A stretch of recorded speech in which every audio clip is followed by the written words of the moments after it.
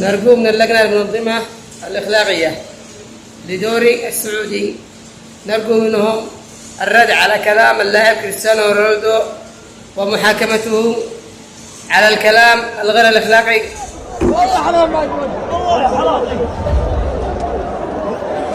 خذ انت يا ابن الكلب. جاء. قبل ما نبدأ ما تنساش لايك للفيديو واشترك في القناة وفعل زر الجرس علشان كل الجديد يوصلك. غضب في السعودية بسبب حركات رونالدو الغير أخلاقية ومطالبات بإيقافه، والسبب ميسي.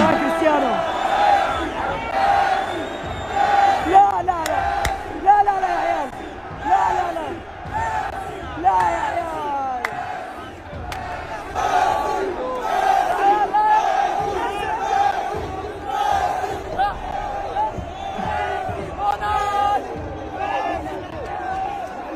طبعا بعد الأجواء العصيبة في المباراة الأخيرة بين النصر والشباب واستفزاز الجمهور اللي رونالدو بأنهم فضلوا ينادوا على ميسي وهم عارفين إن النداء ده بيخلي الدون يخرج عن شعوره، وده اللي هو بالفعل عمله، وده كان رد فعل الجماهير على الحركة دي.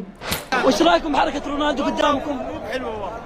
عيب شوف من نصراوي بس والله ما تصلح هذه الحركة غير أخلاقية. والله هذه عيب، والله هذه إيقاف، قبلونا واخذها زي كذا، هذه إيقاف عليها. أنا سعودي أدخل بنفسي، يسوون حركة كذا.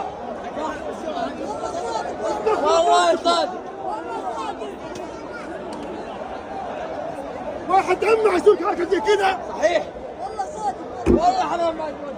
والله ما يستحي، المفروض توقيف والله. أنا أشوف لازم يحطوا له حد خلاص. يا ليت يوقفونه والله، حركة غير مقبولة وأكثر مرة يسويها. نحب الدوم بس يعني خربها. عرفتوا هذه ما لها داعي.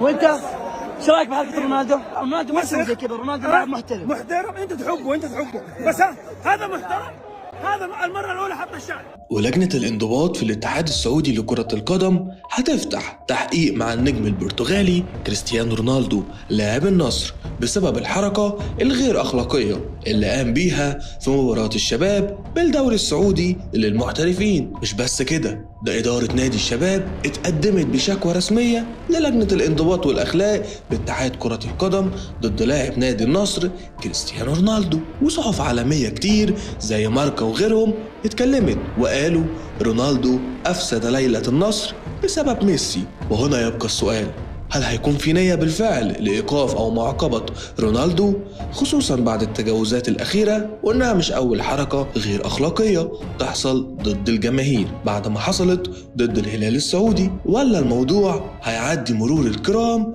عشان نجومية النجم